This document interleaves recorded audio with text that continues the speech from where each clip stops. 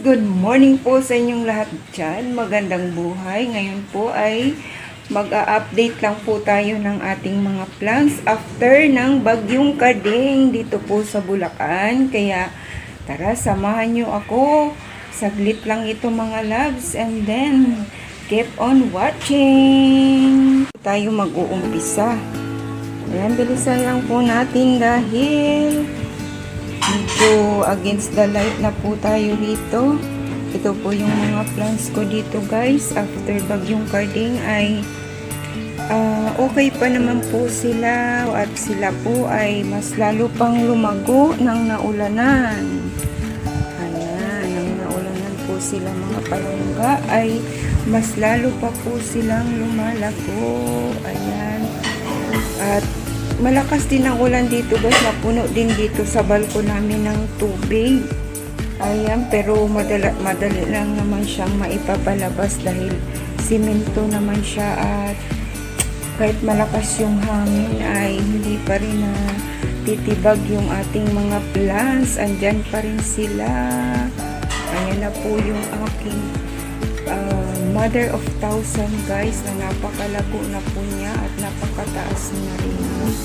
Ayan, against the light po tayo mga palangga. Ayan, napakahaba na po talaga ng aking mother of thousands. Updating my plans after Bagyong Kading. Ayan po sila mga palangga. At dito naman sa side na to ay dito ko rin nilagay yung aking mga 5 finger. Meron din tayo dyan yung mga firm, mga fisted firm at backbone firm. Mas lalo po silang lumago nung nauulanan. At ito yung ating prayer plant. Mas lalo pa rin siyang lumago guys. Look at that. Lago-lago na talaga nila.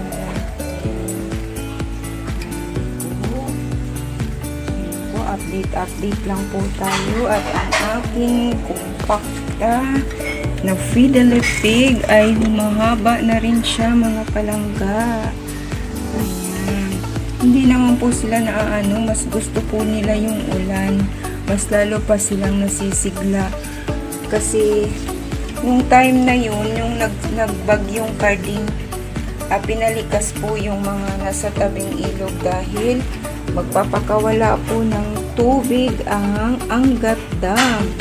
Kaya lumikas po yung mga tao na nakatira malapit sa ilog, kasi napakalaki po talaga ng ilog. Hindi lang po ako nakakuha talaga ng vlog doon dahil naabala po kami sa paglilinis nung araw na pagkatapos ng bagyo. Abala po kami sa paglilinis dito kasi basang-basa din po dito sa balkon ko. Kaya ayan, papalabas na po tayo mga palangga dito.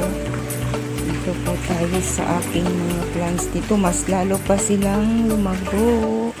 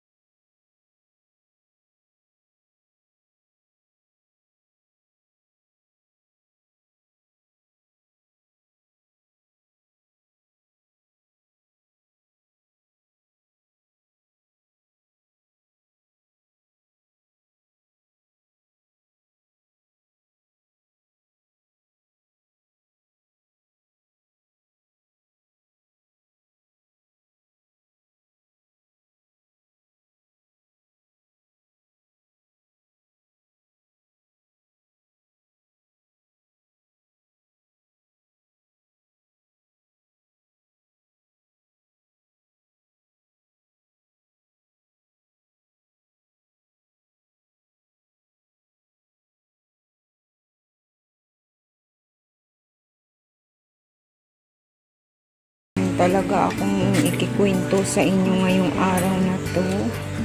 Ayan, kasi may manok po na pumasok sa amin kagabi. Hindi po yun sa aming manok. Yung mga ano po guys, yung mga ang aking, wait lang guys ha, ang aking wave of love. Nung nakaraan po guys ay kinuha ko lahat yung dahon niya. Ayan, lumago naman siya ulit. Lagong-lago na. Ang aking kalimutan ko anong pangalan nito, yung heart ng dahon niya guys. Aking spider plant. Dito ko lang din sila nilagay sa photos. Mag-update din ako guys sa aking mga kinds of photos na plants. Ayan guys, lagang-lagang ito talaga sila. At ang aking Adam Sunay. Mag-update din ako guys sa aking mga plants na photos pagkatapos nito. Okay naman sila after bagyo. Kaso yung ano ko, yung ito na yung aking mga succulents. Mga succulents na yung manok guys ay pumunta dito nung kagabi. Ayan, pinagputol-putol lahat yung ano ko. Look at that. Putol-putol lahat yung mga dahon ng aking succulents. Inanuhan ng manok. Dito siya natulog. Hindi ko alam na dito pala natulog. Kaya bali-bali yung mga dahon nagkakanda. Nag-aanuhan yung tag dito.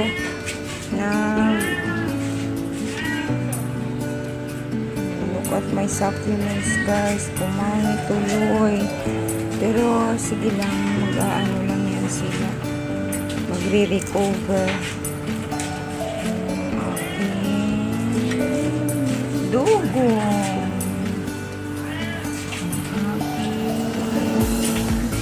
Rose cabbage.